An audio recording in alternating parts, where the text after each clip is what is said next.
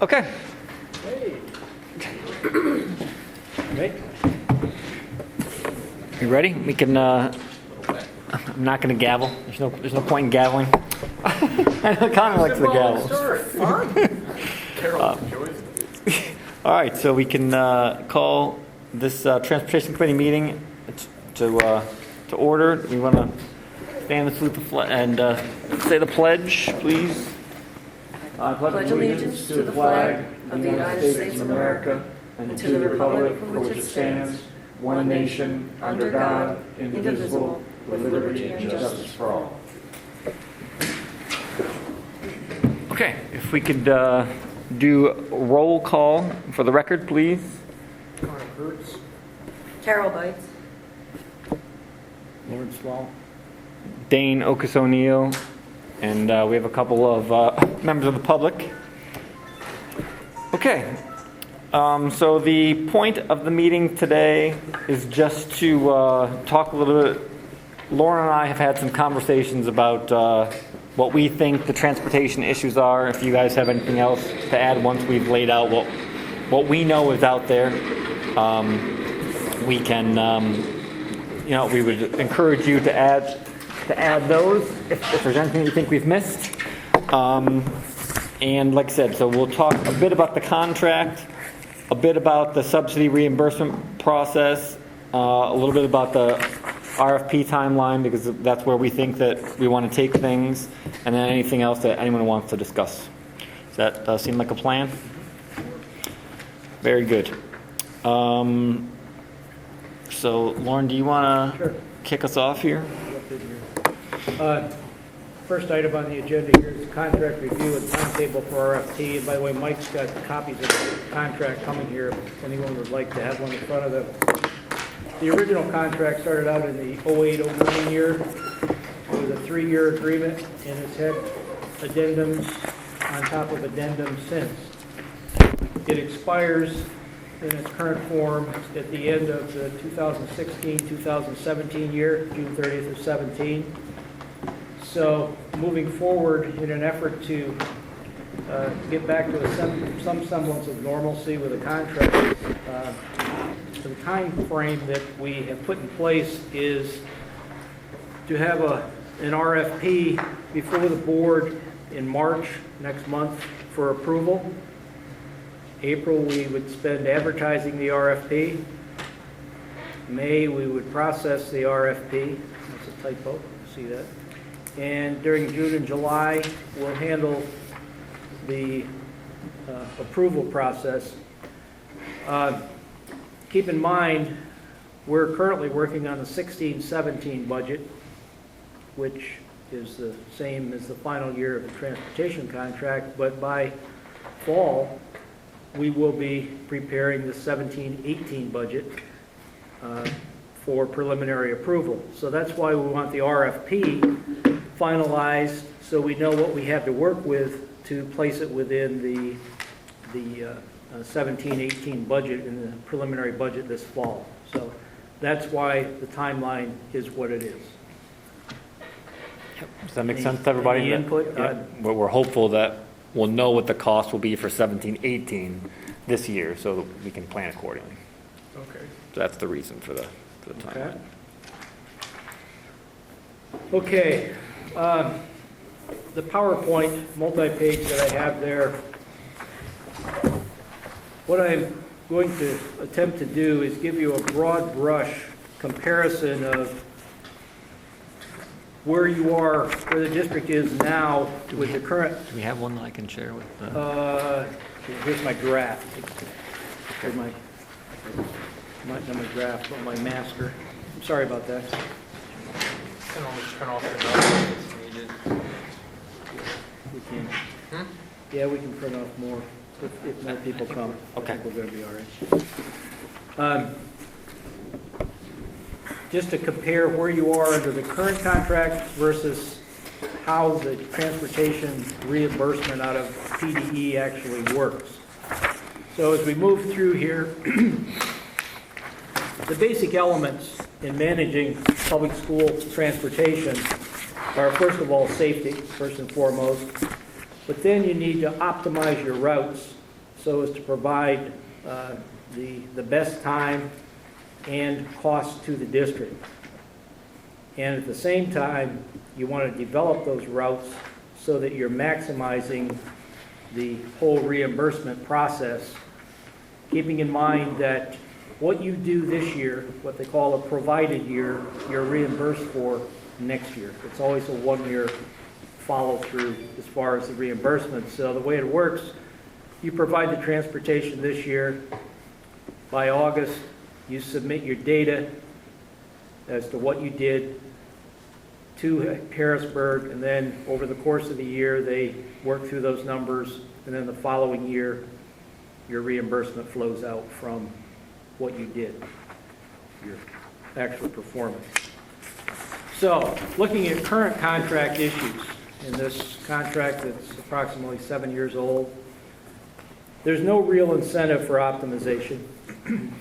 The management of the routes, while there certainly can be input from the district, but the way it has played out over this 7-year period, the software is purchased, the transportation management software is purchased by the district. It's housed primarily with one of the contractors, and the district annually subsidizes the salary of the transportation clerk on site at one of the contractors.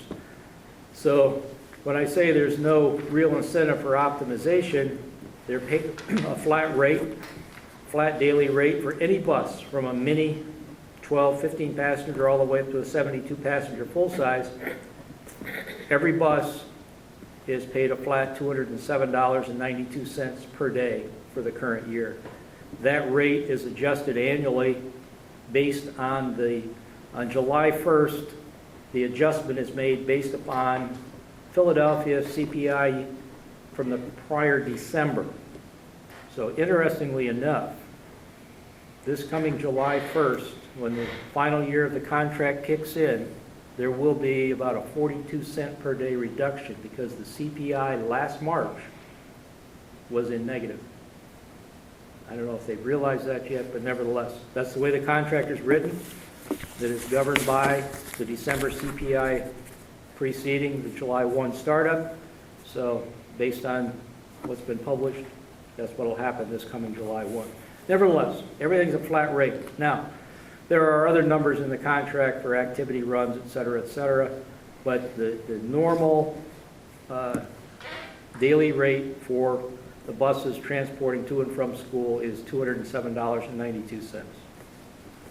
In addition, the fuel for the runs is provided by Daniel Boone, either by bulk delivery for diesel to a tank at each of the vendors or contractors' location, 10,000 or 70, because it's 7,800 typically. Tank wagon comes in, or tank transport comes in, and they split it between the two. We pay the bill. If you read through the contract, you'll see verbiage in there that speaks to if they use one of their buses for other use other than Daniel Boone, it's topped off, and then when it comes back, it's topped off again. Therefore, they never use our fuel for anything other than Daniel Boone. So just say that's one of the issues as it relates to this current contract. And of course, the argument there was, oh, when fuel prices were spiking, there was no means to adjust to the contract. Therefore, if the district's buying the fuel, well, it's the district's problem for the cost of the fuel, and we'll just use your fuel, and we don't have to come back to you for a fuel escalation clause or something like that. But quite frankly, I think that whole reasoning is bogus, and that the best means to have a contract with any transportation provider is they provide the driver, they provide the bus, they provide the fuel, they provide the insurance, and it's a done deal. And that's the way, as we move forward with an RFP, that's the way it should be based, in my opinion. Now, someone can argue to the contrary. It makes no sense. I've never seen an arrangement like this. The only time a district would get involved in an arrangement like this is if they own their own bus and hire their own drivers. Of course, we all know we don't want to do that because drivers are employees, and employees are an expense. And there's districts all over the state that are trying to find their way out of the bus driver's contract now because they don't want to pay piecers on their bus drivers. We're not going to go that direction. So that's the issues with the current contract, and as we come forward with an RFP, these issues will basically go away. As you present an RFP, the data that you will provide to the interested vendors will simply be how many students at each address and what is their delivery point, which building, and at what time do you want them dropped off and what time do you want them picked up each day. They can use their own software to manage those routes and develop their daily rate, giving you the final data so that you can see what the time is for each bus, how many students are rostered to each bus, what's the mileage, so that you can measure the optimization, because you always, as we will find here later, you always want more loaded miles than unloaded miles when it comes to maximization of formula. And a bus is loaded the minute the first child steps on the bus. So the sooner you can build a route and get a student on the bus, you've got a loaded mile, and move forward from there. In the same way, at the end of the day, you want your reverse your delivery so that when the last student steps off the bus, you're not going very far empty. All right, so that's the current contract issues. Moving forward to the way the state subsidy works. Lauren, can I interrupt for just Yes. 1 minute? All right, I think there's two things, and correct me if I'm wrong. Just for the group, I wanted to make it clear. I believe Lauren has a copy of the routing software, but you don't have the maps yet. Is that correct? Correct. We have the software housed on the server at the high school, and I found out yesterday that it's basically unlimited license. So anyone with any sense of authority or position of authority here at the district that wanted access to the data that we're using could have that software on their workstation. Okay, so my intention is to get it. If you want it, then let us know, and we'll find a way once we have all the details ironed out to get it to you. And this would be basically a read-only, so that because the routes as they are built are housed on the overt roads that transportation clerks use it on. He uses it on a daily basis. So we obviously don't want to go in and make any changes, but we can certainly see what is there. And what is the name of the software? It is Let's check. Bus Tracks under Advanced Management Software over in Lancaster. And the cost to us is $4,300 a year, and for whatever reason I don't know, which is another reason to get things cleaned up here, the contract year for that runs from November to November. So I just wanted people to know that Lauren has a copy, and that, like I said, I had requested a copy. He's been looking into it, and I'm glad I didn't even have that information yet. So I'm glad to know that we have an unlimited license. And like I said, if any of the rest of you would like it, then let us know. Also, the one other thing I think I just wanted to clarify was Lauren stated that there's a flat daily rate for any bus, which is true, but that rate only applies up to 75 miles, right? And then there's a surcharge for... Yes. So one of the issues is that if they, depending on how the routes are being developed, right, it's possible that they aren't being particularly cognizant of this surcharge that kicks in at 75 miles. And I haven't seen the data enough to know yet, but it's just another potential concern that we know that it exists, and we don't know if it's being abused or not. That was one of the addendums that was put in place. I believe it was $1.65 or $1.63 per mile $1.63. Yeah, that sounds right. over the 75. And I haven't tracked to see how many routes have that on. I know there's some, as I looked at their monthly billings, how many buses they have that are in that situation. Okay, getting into I don't want to, told Dane, I didn't want to get into the real deep grass here on this, because there is quite a bit to the formula, but just to give you a broad brush approach, the next 2 pages kind of go hand in hand. The components of the state subsidy, if you flip back and forth, your basic allowance is a fixed number, and I must preface all this by saying this formula is archaic. It hasn't been changed by PDE in forever. The only thing that changes is the last bullet point, the cost index. That changes annually based upon the CPI. But the rest of the components have been fixed forever. So, starting with the basic allowance, that simply says that if you have a bus with 11 or more pupil seating capacity, you get $540. If you have 10 or less, it's only $360. That's just a flat number. Where they come up with, I'm not sure. Then you have an additional allowance, and that's where the age of the bus comes into play. And if you look on that second page, if you have a relatively new bus that's only 1 to 3 years old, you get $20 times the manufactured seating capacity for an allowance. So that's where one of the reasons that bus contractors like to run newer buses, because they can get a higher reimbursement. If you get down to 11 years plus, you're getting $12 per manufactured capacity, seating capacity. And your contract right now allows for buses up to 14 years of age. So you have, I did a sort this afternoon, you've got a number of buses that are on the upper end.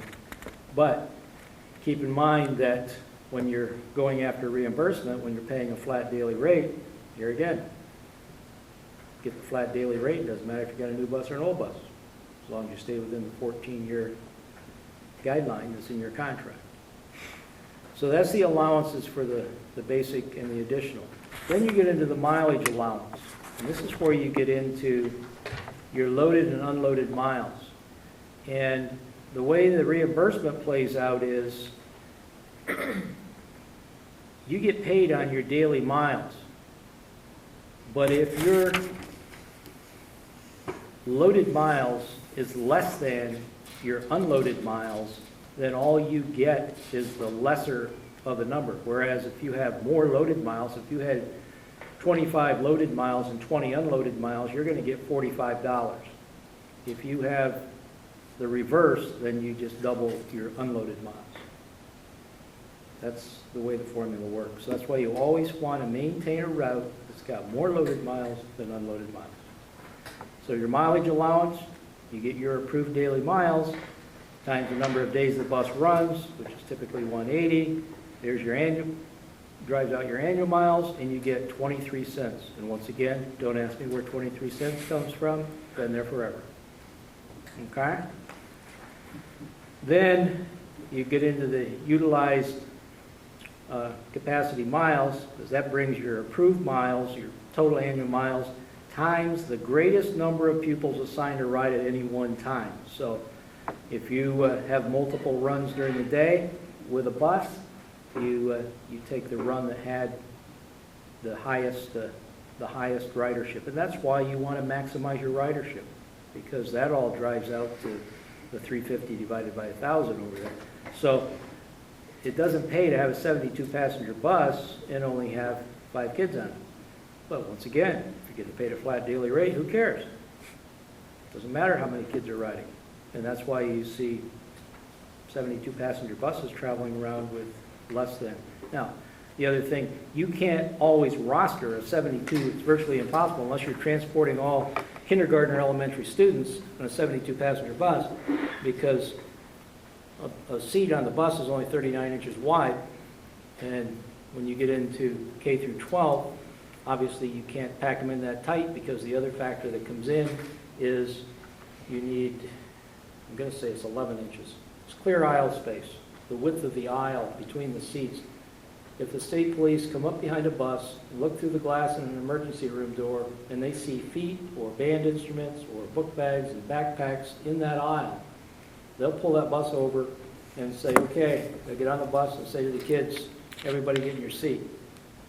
and that aisle better be clear. And if it isn't, and they can't make it clear, they have to call for another bus.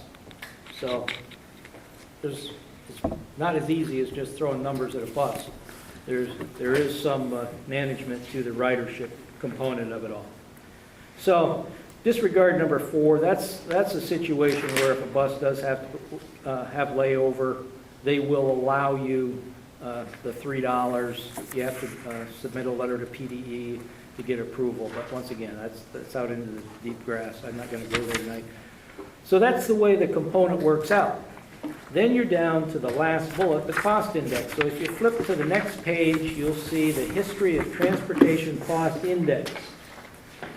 So each January, PDE sends out the transportation cost index, and it's driven out by the change in the CPI. So you can see the history there.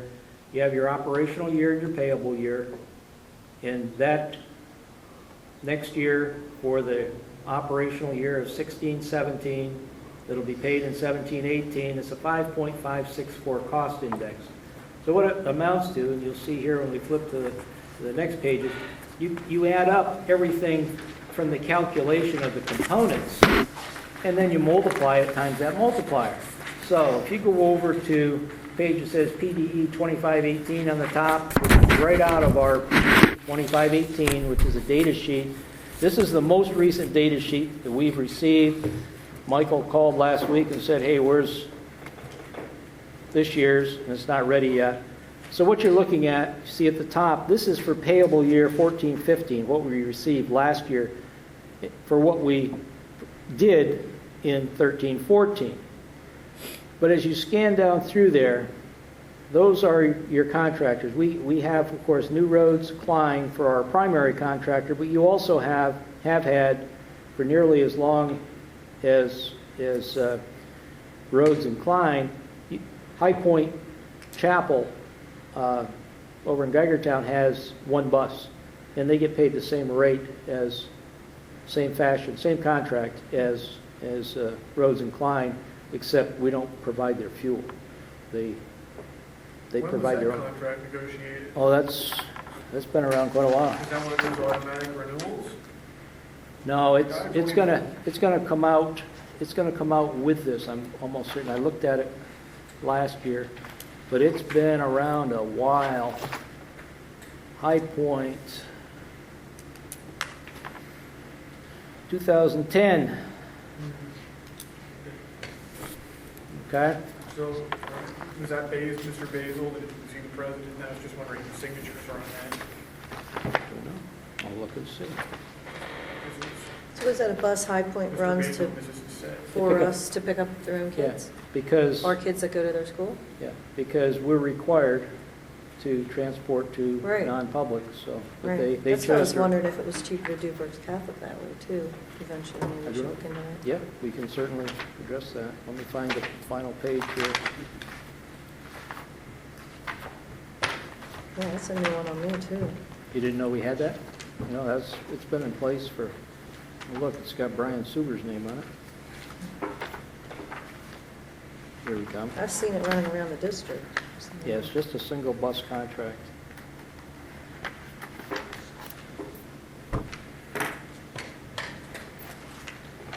You're better at signatures than I am. Arden Eby? Arden Ebley, Ebley. that was a long time ago. Oh, there you go. That was 90s. Margaret, somebody, secretary for Boone. Set. There you go. 90s too. Wow, okay. Thank you. So that must have been an addendum or something. It was reapproved in 2010. That was the Yeah, last I time think it it- came up? Yeah. 6-year contract? Yeah. Great. Right. So anyway, you've got High Point, and then of course we have some miscellaneous stuff that we've accrued as recently as this year for Berks IU for some, I think is that the Vista? The Hershey? Yeah, I think that was involved in that. I got the stuff. So anyway, when you look at this page, you can see then the total of all the allowances, the total of all the components on that sheet, and then it multiplies times the cost index of 5.4, which gives you your initial approved cost, okay? So then you bring that all the way over, and then you compare it to the amount that was paid to the contractor. So when you get down to the bottom, PDE totals everything up, and they say, okay, the maximum that, and you look at the second column in from the right, the maximum allowable cost, based upon their formula, for all your activity, they're saying, we will pay you a maximum of $2,054,966. And then you look at the next column to the left and see that you paid your contractors $2,846,000. So you're already, when you're trying to optimize and get as much reimbursement as you possibly can, you're already $800,000 short. Okay? But we're not done yet.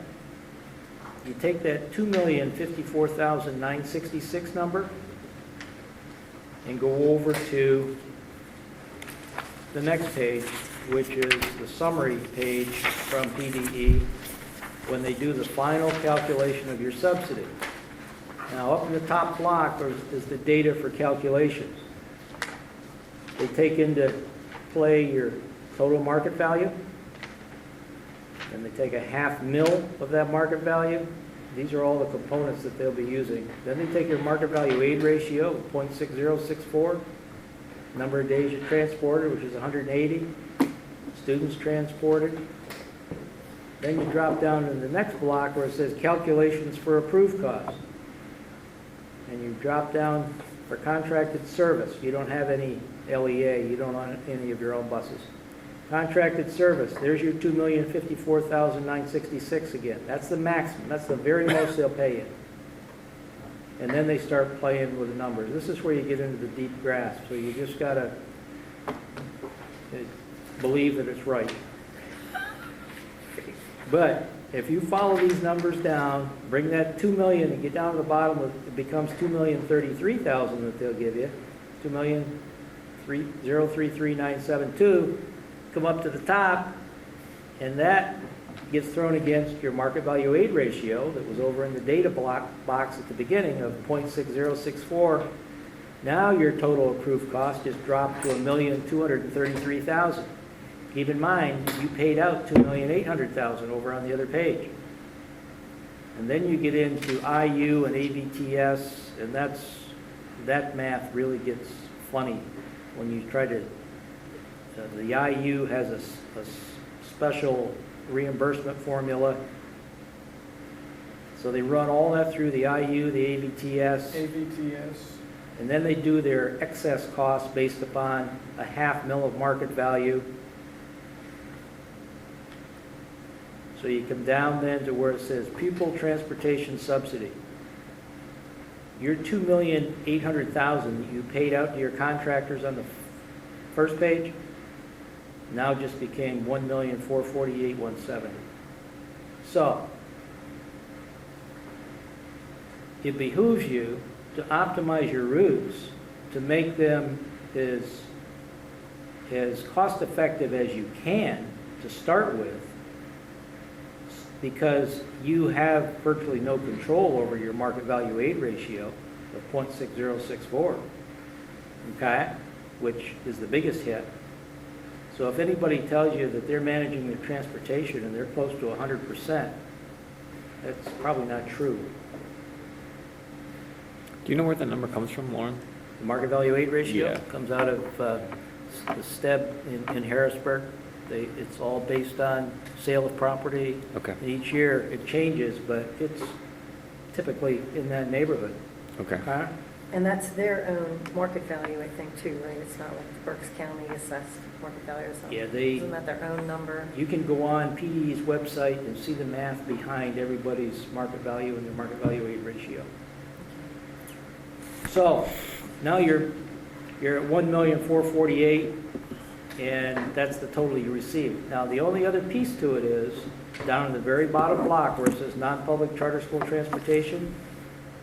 This particular year, you transported 386 students to a non-pub or a charter school, and you are granted an extra $385 per student. So there's another $74,000. or 148,610 that you receive. So your actual subsidy is the total of the 1,448,000 plus 148,610. So it's 1.6 basically. But just keep in mind that your original maximum allowable of $2,054,000 is driven out solely by the components. So that's why you want to run your transportation as tight as you can to your components. And that's where the optimization comes in. But quite frankly, just a flat daily rate with no incentive for optimization doesn't help you. So that's why when you build the RFP, that's going to be your comparison. Show us how you're going to run the run, show us optimized runs, and tell us what, because they're going to run the components, and then they're going to figure out what their fuel's going to cost, and they're going to give you a daily rate for transportation, but it's going to be a whole lot tighter than what you have here now. So that's the short version of how subsidy works against your current contract. Now, Lauren, neither the transportation clerk nor the transportation companies, are they familiar with this calculation? Sure. Okay, so theoretically, they should be able to show us how much reimbursement we should expect to receive if we give them the factors as they exist today, because we don't know what we don't know what the market value aid ratio will be in the future, right? But based on today's numbers, we could project reimbursement based on their routes. Yes, they could. Okay. Your current arrangement has no incentive. Now, the way this data is gathered, that drives out on the PD 2518 page, it says 3 of 11 on the bottom. I just pull pages out of this report. In August, when we do the report, they email the data, the component data to us with the bus. You have to enter the age of the bus, the VIN of the bus, the manufactured capacity, the loaded, the unloaded, all those components that you saw there. They just email that over to us, and Mike dumps it into the PDE 1049, Okay. and it's gone. We have to add in the cost of the fuel. Right.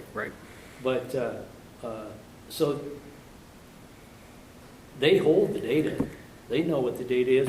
I have here the current runs as of a week and a half, 2 weeks ago. I asked him to send them over, so I know my loaded miles, my unloaded miles, where he's at if I wanted to really spend a lot of time digging. But he's got all that data in front of him all the time. There's all the bus data, the VIN and everything. Right. So if you had a transportation company that really wanted to run an efficient operation because it behooves them to do a good job for you, they can do it. And so, based on, you said this is the most current 2518 Yes. that we have. Yes. So it's this 2.85 million essentially that we've paid, Yes. right? And then it was basically 1.6 in reimbursement, Right. right? And that does not, the 2.85 does not include fuel costs. Yes, it does. Oh, it does include, okay. That's the amount. We have to, when we send off the PDE, the amount paid to contractor is Does everything. include that, Yes. okay. What are we paying for fuel right now? I knew somebody would ask, so I grabbed the fuel folder. No pressure on you. Pardon? I think the bid for this year is around $2.60 a gallon. 263.46. Next year, I believe they bidded $1.75 a gallon, or $1.79 next year, but, Is that a fix, though? yeah, it's fixed. You're I mean- brave. $1.79, it sounds good, but today, you'd probably do better than that, but we're locked in. When But- did we lock into that? What's that? When did we lock in? About the fall, before the year starts, yeah. It's a July, one-year August, deal? when they do it. Yeah, yeah, 1 year, yeah. Okay. Is that the minimum, or can we do? No, it's always annual. Okay, so we. I've never gotten into a bid a fuel bid that wasn't. Yeah, I would imagine that the risk is just too great to go. Yeah, I mean, there's risk, there's significant risk even in a year, right, much less Oh, yeah. running it out. But anybody that responds to your RFP, they're going to be willing to play the game if they want to, and this is a good-sized contract. Yeah. They're going to be going out and shopping for their fuel or be in some sort of a buying consortium themselves. Or they'll be the Venezuelan government. It's in there. They raised their price of gas, what was it, 160%, 1,000% something? Now it's like 16 cents a gallon. Getting back to your math, Mr. Chairman, then it's 2.8 million Paid out. Paid out Paid out, 1.6 1.6 reimbursement. reimbursement for net loss of 1.2 for the 5, district. yeah. Difference, not loss. It's different. We don't have profit and loss. It's different. Right, right. Paid a And dividend. it looks like, you know, as you can see, the maximum allowable cost was 2.05 million, right? And we actually got 1.6 million in reimbursement.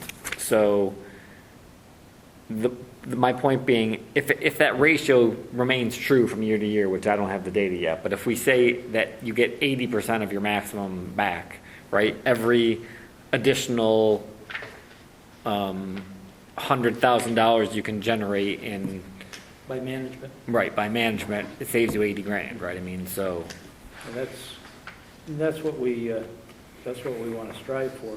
If you look at the last page, I'd like to put together a reimbursement history, which gives you an idea of what.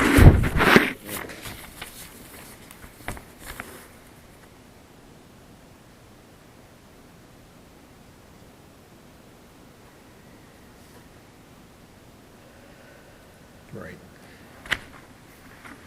Hey, Mike, I appreciate you doing this. Would you do me a favor and do another version that shows the middle number, which is the maximum allowable allowance, right? Because really, we know we're not going to get what we spent back, right?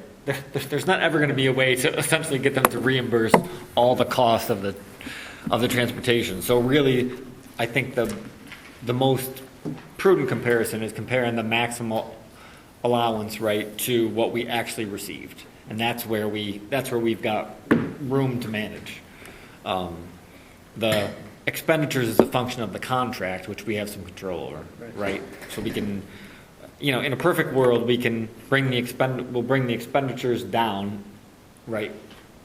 The new contract hopefully will be more district friendly, and with some additional management attention, hopefully we can generate more reimbursement as well, so it could be win-win. Does that make sense to everybody? We get into a competitive marketplace with an RFP, we're going to see a different response than what we're doing. Right, and based on the conversations that we had, we would expect for the RFP, we would expect to take bids essentially from companies that may not be here, right? Absolutely. We'll put it out for, you're in the hot spot of Pennsylvania right here for bus contractors. You really are. You get out of this area and you are more inclined to find the mom and pops. But down here, you've got some big players, and there's a mega player. Well, I see buses, where should I just see it? It's right around here, some of this, KRAPH. Craft. Yeah. They're a big player down here, but they're not local. But just, you go over here on Route 100, and you've got 2 or 3.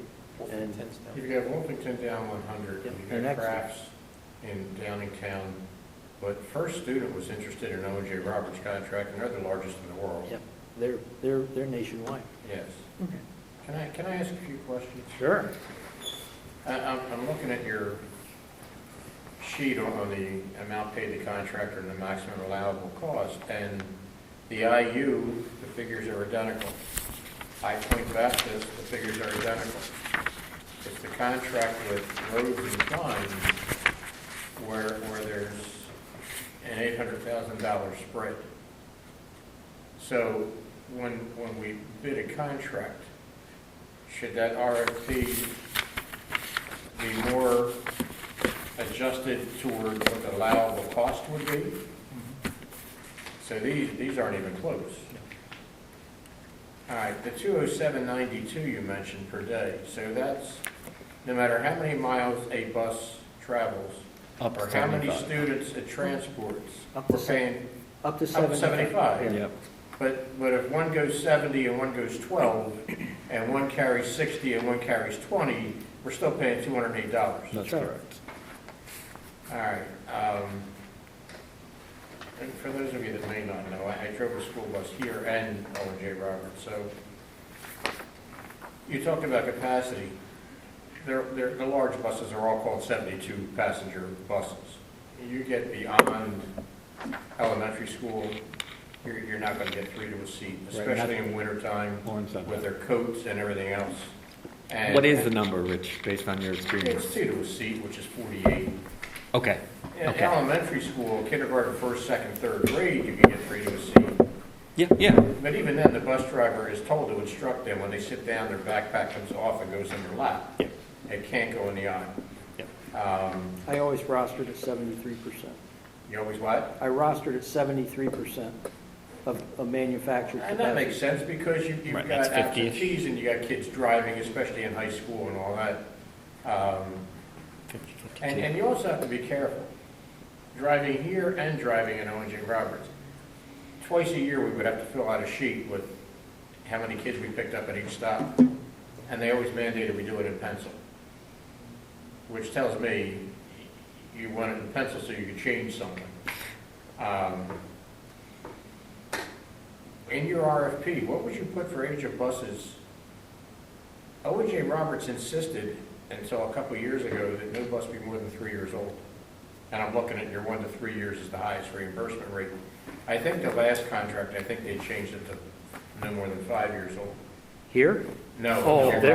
no, Yeah. here they've got buses that Yes. are a dozen years old. It started out, I believe, what did we look at this, Mike, 10, was 10 and the addendum took it to 14? I don't know as far as the long-term age, but originally it was, you had to have 60% under 6 years, and they pushed that back to 60% under 8 and a later addendum. I do know 14 is a cap. I don't know if originally it was lower than that. So what I'm asking in your RFP, would you mandate an age of buses? Sure. What would that The- What would it 6 be? years, I mean. Yeah, you want to stay. If the reimbursement, and, you know, it's tiered, right? It's 1 to 3 is 20, and then Right. 4 to 6 is 18. You don't want to get out of that second tier. Yeah, so make it 6 years. I'm just curious what you would do. They do have layovers. You realize that? Yes, yes, Because yeah, of but I the- wasn't going to get into the math here, yeah. No, okay. They do have what? Layovers. Yeah. From the time they drop off at the middle school or high school till the time they pick up for elementary school is usually 20 to 30 minutes difference. So they do have a layover. Where you have to pay an hourly rate for the driver. Mm.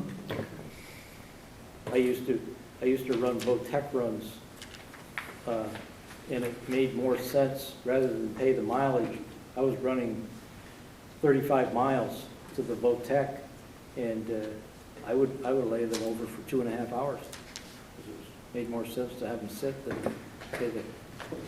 The only other thing I wanted to say, aside from First Student, which a company I think would be interested because you've got a $2 million contract here,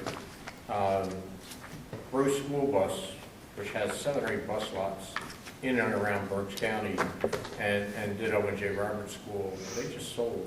And I'm not sure who the company was they sold to, but they did sell out. So there's another company there that may be interested. And someone indicated to me that VCIU indicated an interest in the past. BCIU had an interest 2 or 3 years ago. I don't know, you said you had an interest when I was on their board. They said if you ever open up that contract, we'd be interested. And BCIU, I know from Boyertown, in fact, when I was driving here, because Ron Smith's wife was on the Boyertown School Board.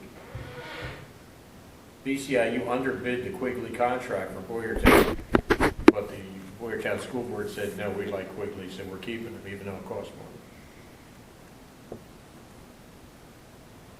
So, and that's something you need to understand, Dave, you don't have to go with low bid, Right, right. but Got to be able to justify. there's no reason not to, really. Yeah, no, I mean, that makes sense to me. That makes sense to me. So before you send this out to RFP, we would run our own routes? We would develop the routes and then bid them out? I have a suggestion I really would like the committee to consider, and in the interest of full disclosure, I do golf with the owner of Orbit Software, who owns Bus Boss over there in Pottstown. They have a service called Route Optimization. I happen to know they just ran it for, it's excellent software. They ran it for Quakertown School District and saved them a fortune. And I don't know what it would cost. I would suggest that Lauren would look into it, but they're very good at what they do. It's on my desk. There's two vendors that want to do that for us. Oh, good, okay. TransFinder and. One of the tricks she told me recently, as I say, she's a golfing buddy, and I'm not promoting her business in any way. I don't really care if we use them or not, but I like what she tells me, because she said they booked the senior high school bus over 100%, because a lot of seniors don't ride the bus. And the worst thing that happens, if they're at full capacity that day, they get another bus. And that's I'll a give way, you they have a another- lot of cost-saving tips. She has a lot of cost-saving tips. I give you About an additional one to handicap. that, She's, is your high school buses, you don't need as many buses in the afternoon as you have in the morning because of after-school activities. it's phenomenal when you sit down and talk to these people who know what they're doing. And I would just suggest that we talk to a few of them, whatever, before we run the routes, so we have the most efficient routes before we send the thing out to bid. Yeah, we need a benchmark to compare to. We don't have it now. There's all kinds of stuff you do for handicaps and everything. My head spins when I talk to her, and I don't see her that much. She's not that close of a friend, and I don't care if it's her or whoever, but I would just strongly encourage the committee to consider route optimization before we send And it if out. you would go over the high school in the afternoon, you'd see how many buses leave there with maybe 30% tops because of after-school activities. Right, right. Yeah, and they don't, I mean, like you said, from your experience driving, it's not like the bus drivers report that. It's not like every day that they take it's not like you have a clicker, right, where every day you click. The bus drivers basically go to every stop. And how many kids they pick up or leave off, doesn't matter to them. I wonder if we could do that. Well, in theory, the data that comes over from the bus clerk, there was a time, and they don't do it anymore, when the Auditor General came in every other year, the Auditor General's primary function is to verify accuracy of subsidies paid to districts, whether it be child accounting for attendance or transportation subsidy. And there was a time when they wanted to see your routes, your ridership, and it was pretty complex 17, 18 years ago with the way you had to track it. Then they came out with what you're referring to. You had to have the same day every month an odometer ridership sheet for every bus. And the way I used to do it, because I was dealing with independent contractors primarily, I had that form due. I paid them on the 25th of the month. That form was always due the 20th. That was their day. And if they wanted a paycheck, they had to bring that odometer sheet in. That was their ticket to go. And I would simply, I put it into a spreadsheet, put it in a file for audit. And you had to have that. I think I had the most fun with, talk about pencil. These guys were fudging their numbers, and I caught wind of it, so I started doing the odometer sheet. I'd be standing at the curb when they came in for their afternoon run. I'd step up on the bus and read the odometer. And I'd say, doesn't jive. Yeah, I was just wondering, I mean, what you're alluding to, Rich, if the buses are leaving the school, way under capacity, and they were counting just with a simple clicker every day. I mean, right? And then you get the data, then you have that as ammunition to make a change, right? Whereas if we don't get the numbers, then you don't, without going and observing, you don't have the data, right? But I mean, how hard would it? I mean, I don't know. You've done it. I haven't. What I was going to ask is there's nothing to say you couldn't have fewer buses in the afternoon and If Mike you're out Miller to would be on bus 3 in the morning and bus 7 in the afternoon. I mean, that's legal, isn't it? It's legal. There's nothing that says, You have to have the same number of buses. no. Scott Potts, 19 Valley Road. I'd like to say that I would like to think they're optimizing the routes. Obviously, that isn't happening. But you got to remember too, every student is assigned a seat, period. So, you know, we've looked in the past that could we have high school students, the big thing is drivers. So they might ride today and not drive Thursday, Friday. Right. So we looked at avenues of trying to have that sign off to reduce the route. But then also you're reducing revenue as you're coming in. So hopefully reducing the efficiency of the route along with the reducing of the students might equal out. But that's going to be a hard thing to try to get people off the afternoon route when you're already officially assigned a seat. I don't know how you can go about doing that. Yeah, you'd have to have two, an AM, PM. That's the other, we talk about seating charts. In the event of an accident, state trooper comes on the scene, the first thing he asks for is the seating chart. And it needs to be where he can get a hold of it, because that's what he uses as a determination of how many kids should have been on the bus and who was where and what happened. So if you're gonna run a different bus AM and PM, you'd have to have two separate. Seating charts. So then the responsibility would be of the driver to let, if that student really did get on that bus in the afternoon or AM, as far as that goes.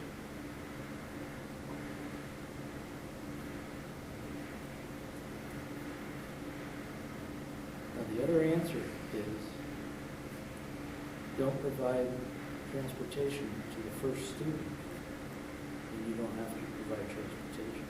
The minute you I'm provide, sorry, say that again? the minute you provide transportation for one student, you have to provide for all. So if you want to declare you're not going to provide transportation, everybody's responsible to get to school on their own. Yeah, but as Scott said, I mean, you have to have a seat for every student. Well, but if you don't have a transportation program, Well, but we're not going to do that. So, I mean, not unless the townships are going to build a lot of sidewalks That's and right. everything. But you had talked about it, you said you used to staff or seat buses at a certain percentage. And you could always raise that percentage for the afternoon buses that you know are going to have less kids on there. You have to have a seat assigned for every student. You're not going to fit 72 high school kids on a bus, but there's nothing to say you can't go above 48 because you know some of the kids aren't going to be there. that's correct.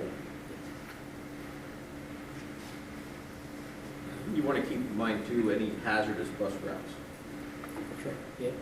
because that, you can pick a couple extra routes up. I would think there again that most of them would be prevalent right now at this point. You, in any place, the only thing you can get away from on a hazardous bus route is if it's fully sidewalked. But We had one in Birdsboro and Weavertown Road, so that got picked up.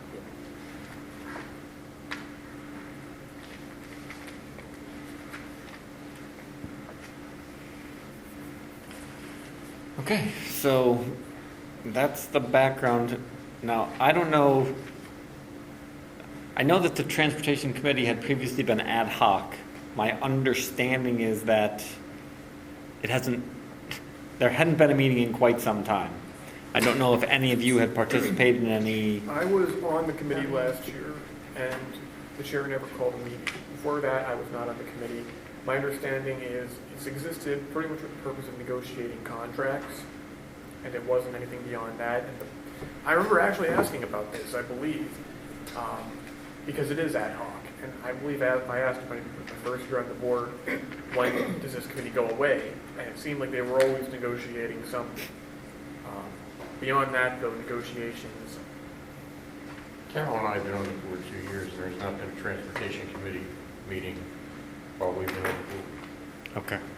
So I just wondered, the reason I asked was if any of you had had any information that we that we haven't uncovered. I just wanted to make sure that we knew everything that we thought was relevant. The only thing, and you've already uncovered it, is like many of the contracts here, they weren't ever rebid, they were just Right. perpetuated with addendums. Exactly. Yeah, and we clearly. Scott, were you on the committee? I was committee chair. Oh, okay. What year was that? That was 12, 11, 12, 13, 12 and 13. Oh, then I guess I was on the committee. I mean, I wasn't the board then. What you have to remember too is your transportation clerk. You are paying a fee. Yeah. Back in, I don't know what date was here. When that was added? That was, well. About that again, time. This is going back 2009, so the contractor will assume duties and responsibilities of the transportation clerk. He will pay additional $25,000 annual fee, service fee. It's a once and done lump sum to the contractor. Right.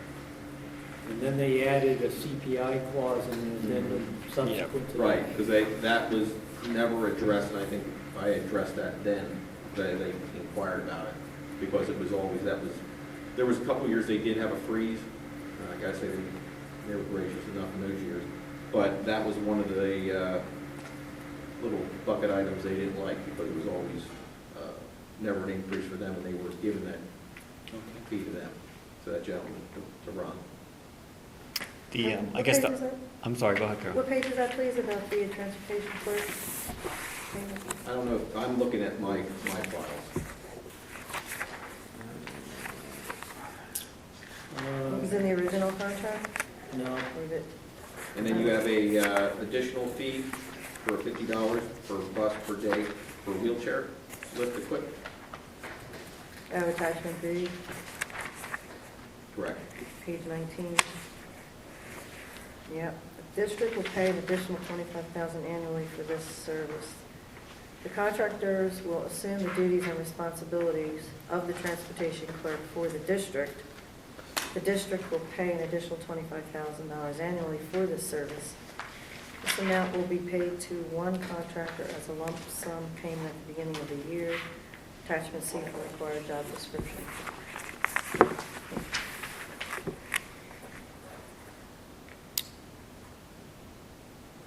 Right. I guess the only other thing that well, I should probably make you aware of, because Lauren and I talked about it, is that our speculation is that, I don't know Klein and Rhodes' first names, but that when they Steve hear Rhodes and Wayne Klein. when they hear that we're putting out an RFP, that they will probably show up and not be pleased, and we just need to be prepared to handle the, I mean, it is what it is, right? They're going to say they're local guys, and we should be supporting local business, and we're going to say, exactly. That's exactly what I said to Beth. That's exactly what I said to Lauren. And you have to Is hear their bid. then make a bid, and if it's competitive. What's that? When they went back to half-day kindergarten, when we started the midday transportation, Okay. was there ever an agreement that we would pay them extra for the midday transportation? That I don't have anything in here. Yeah, there's nothing. Now, there's nothing in the contract, that's why. That's what, I mean, that should have been probably, I would say, reopened At and that time. amendment done, but it wasn't. One other thing we had a hard time with was, or at least I did, transportation to daycares. Instead of taking them to their house, we're taking them to the local daycare or churches, which we're finding around here. There was additional cost for loading and unloading, because we had time constraints there. So that was something else to address. Getting with, obviously I have some information as far as questions asked, is the district could it stop providing busing for full-day care? And the answer is yes, and this is legal. The district wished it could stop providing midday transportation to kindergartners a home after morning session or a home for afternoon session, yes, but issues do arise. Could it stop providing transportation altogether? Yes, it could. District impose a waiver system where students with parking passes could not have any rights to take the bus? Yes, we could. Is there a limit of the number of the students who may actually ride or may be scheduled to ride on any particular bus? Yes, it varies by the bus. Is there any limit? Can I interrupt you? Sure. Because What's your Scott solution? just mentioned something that would really help with the number of students too. If we could not assign a seat to somebody with a parking pass, Mhm. that's I thought we talked about that. and We our talked research about it, said but we that never did couldn't be anything done. with it. Can I ask what your source is on that, for that Q&A? Oh, that's from Mr. Zuber's. That's from Fox Rothschild. And what Scott said about the midday transportation, it's a double-edged sword. O&J Roberts does not provide midday transportation for their half-day kindergarten. On the other hand, you want to create a firestorm. It's all things that Now have that to we're be taking it considered away, in light so- of a budget that has to be balanced. And I think You have to keep all target- your options. Yeah, but then again, the traffic's bad enough now with parents dropping their kids off and picking them up. I would hate You'd all to do it. be I forcing them totally agree. to have this parade of cars in there. I think it's important to recognize what we are providing and what we have to provide. Yeah, Well, I think there was a time constraint we had on the length a student would be on the bus, which we were trying to target around 45 minutes. But with that, is there a limit of a ride that can be imposed on a regular education student? And that is no, so long as the health and safety are not an impact. I called Harrisburg on that once. I thought it was 2 hours each way. So this is from 2013 budgeted transportation options and requirements. if he's reading from something that Suber's put out, that's on our website somewhere. I can give you. Or it could be outdated information too, We've frankly. got outdated information on there.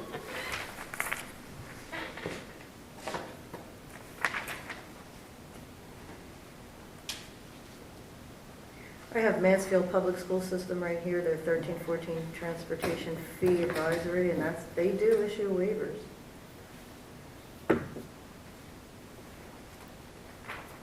And there's no issue with our proximity power plant in terms of those waivers? Hmm. There's about 5 pages go along with this. Okay. Probably your target would be parking passes. Perhaps in there we could waive the parking Even in- fee if you Yeah. sign a waiver. You know what? That could incentivize that. You might have an incentive where the student doesn't pay a fee if he signs off of the bus. Yeah, Yeah. absolutely.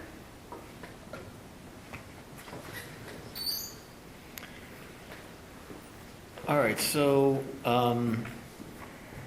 obviously, there's a lot of information, right? We didn't get into all the details, but I hope that do you guys feel like you at least have a Yep. decent idea of the Yeah, issues that we're and thank you facing to with the plan? To the business office for their work on that. That was clear as mud. I mean, it's a complicated calculation, but it does make sense when you boil it down. Okay, so Lauren, if we want to have an RFP to the board for approval in March, do we want to set a follow-up meeting to discuss the things that need to go into the RFP, and we can all brainstorm on our own about, the things that we think should be included, and we can talk about that collectively, and then, does that make sense to everyone? Yeah, I will assemble an RFP based on some that I've accumulated here and there, Okay. and pass it by Supers, by Brian, to get his cursory review. And no point in me bringing forward something to you to discuss and then have him say, no, that won't fly. Okay. Yeah. So I'll get his cursory review and bring it before the committee and say, okay, tear it apart. Could we have a presentation by those optimization companies?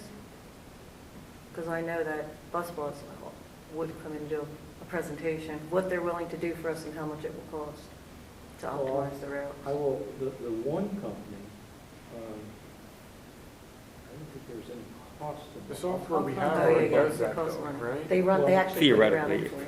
Matt, I Which she's think it's offering you user there. What they would dependent, do- right? I mean, like, Yeah. I think it's, We can check that option, like, optimize route. yeah, yeah. Finder was. The point I'm only asking because our software does it, so I want to see presentation. Right, right. I think theoretically, Compare. I don't think you'd be able to Well, sell a not software big. package that doesn't do it, because I think You so gotta many pay of for them When do. you're selling to a school district, you can probably get away with a lot of, I don't know.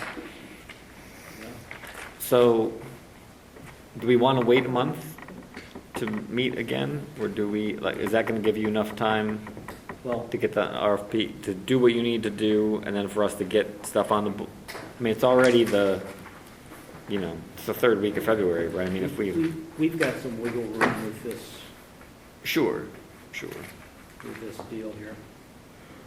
Let me see how I make out. Okay. All right, so, Can we set up another meeting though, is that what you're saying? Yeah, that's what I was trying to do, is get 2 or 3 it- weeks, or when can we touch base with you as a committee? I'll, give me next week, into next week to see what I come up with. And where are we at? Today is the 22nd. 23rd, yeah. Be down to the third week of April. March. We got Easter tucked in there. That's why we've got a cow and a board meeting back to back in March, don't we? Because of Easter. Yeah. Yeah, so we might want to push Easter's this. 27. Just to get it ready. See, the cow is going to be, got my calendar with me. I think it's the 14th March and 21st. 14th. Yeah. Easter's the 27th, and then I guess 28th, would we still have the regular? Yeah, I guess. 28th would be Now we're having it the voting. Monday before Easter, I believe. Oh, we are? Yeah, because Easter Monday is still, barring any snow days, I think it's still a holiday, isn't it? Or isn't it? No. Did we lose that because I'm of not coming snow? up. I'm not sure, but I do know that the board meeting is before Easter. I do know that. But is Easter Monday one of those no pay, no work? I'm not sure. I'm not sure. I'll have to look. Calendar. We gotta get rid of that calendar. Well, we would be meeting on a Tuesday anyway, potentially, right? Yeah. Can we just pick a Let me get Tuesday? back with you Okay, next week, Dane, okay. and we'll get a date out there. All right, so I'll wait to hear from Lauren, and then once I hear from him, I'll email those of you on the committee. I'll email you too, Rich.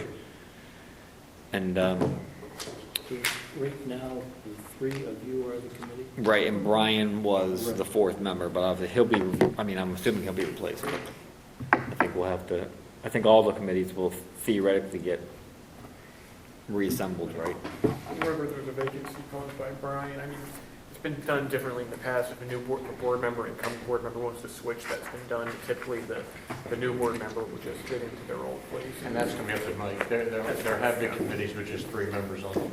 Okay, So, but he already replaced Brian on the negotiation committee. so Right. He probably would do it on this too. yep, Committee beginning 14th. okay. Does anybody have any more questions or comments at this point for today? All right, well, like I said, I'm done. I'll talk to Lauren, and then we'll get something scheduled and see if we can get the RFP process moving. No, we'll definitely have that moving, so soon we can get a meeting. Okay, Thank you. thank very you, much, everyone. Karen.